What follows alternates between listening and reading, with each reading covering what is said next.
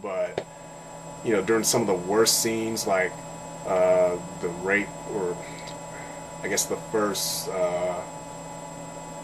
semi-rape scene, like they don't really, they make them do it with each other, and there's this song playing with lyrics that sort of reflect the situation, what's going on, but the melody of the music and the lyrics sort of, I don't know, it's almost like the music mocks the events going on, yet sympathizes at the same time. It's really weird, but you'd have to see the movie to really get what I'm talking about. And the fact that it's so, the fact that the music's like that, it just makes it all the more disturbing. And I think the filmmakers did that on purpose. I'm guessing. I could be wrong, but it really works for me. Like the music is so,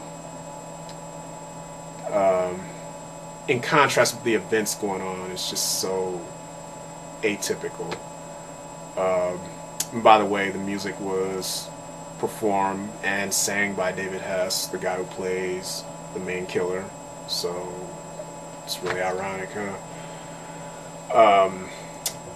On the flip side, though, I guess the music may not work for everybody because it's not your typical suspenseful, just scary type music.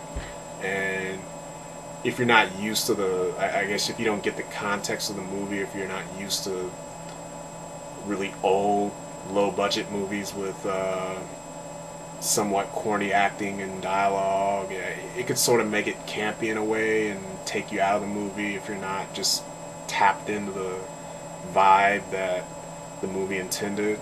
So it kind of works but doesn't work depending on who's watching. And also on the downside, some of the editing was really choppy. And I'm not sure if that was the filmmaker's fault or just the fact that the original cut of the movie is lost. It's not intact, so they had to do the best they had with what they can. The scene where the parents find Mary barely alive and she dies. It looks like she's still alive and she's about to say something, and but then the dialogue is dubbed, and it's dubbed really bad, and they're just like, "Oh Jesus Christ! Is there anything we can do for her? No, she's dead." And you're kind of confused because the looks on the actors' faces, they don't really look that shocked or distraught or something. They look like they're still talking to her, like she's, I don't know. The facial expressions don't match the dialogue, and the mom kind of looks down, her mouth's not really moving. She's like, "Oh my baby, oh baby, oh baby," and she's like hugging her. So it's really weird. It confused me at first. I thought, wait, is she still alive or is she dead? And I guess later, by the time they bring the body back home to the house after they find it, you know, they're implying that she's dead. But what I heard happen behind that was Mary was actually alive when they found her, and there was some dialogue between them before she just, you know, gradually died little by little. And part of that scene was lost, you know, it wasn't intact, so I guess they had to edit that the best way they could. I'm not sure. So I'm not sure whose fault that was. But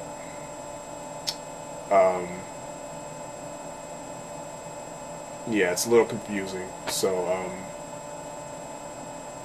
and the movie kind of drags after that point where, first of all, the two bumbling cops in the movie, they didn't fit the movie at all.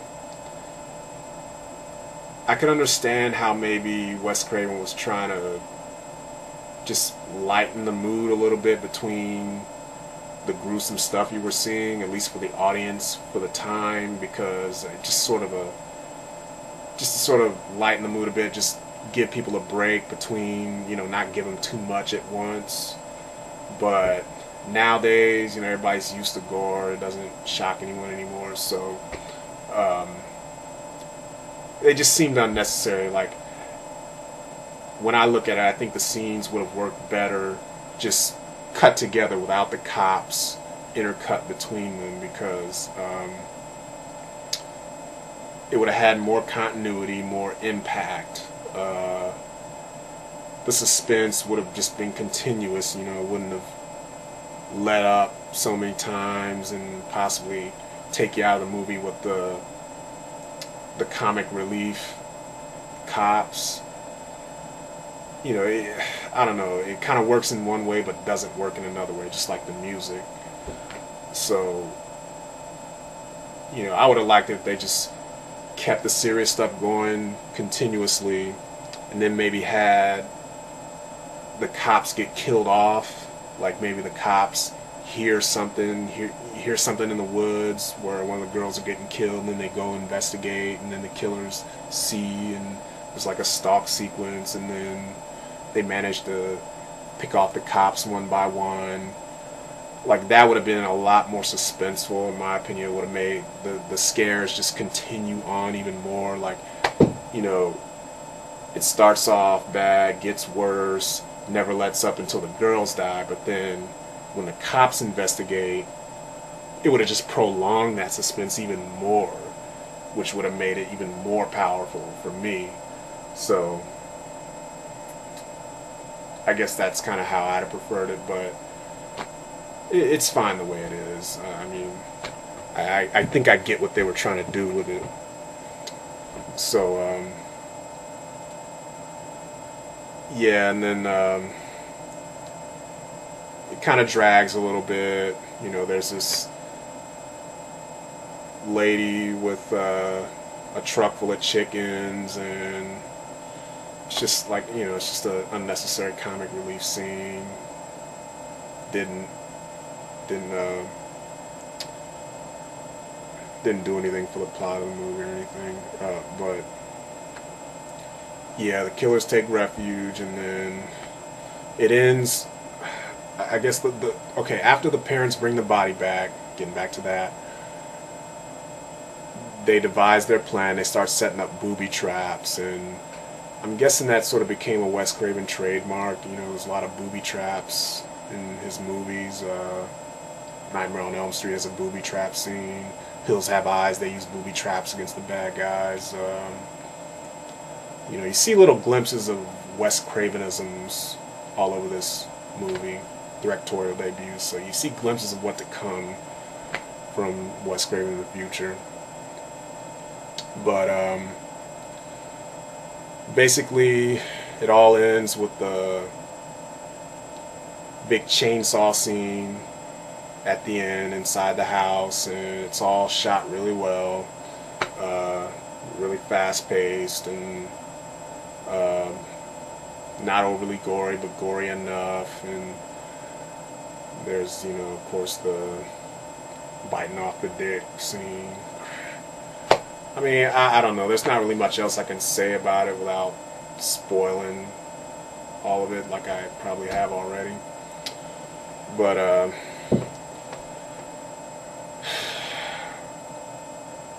if I had to rate this movie, I'd probably give it a 4 out of 5. Watching it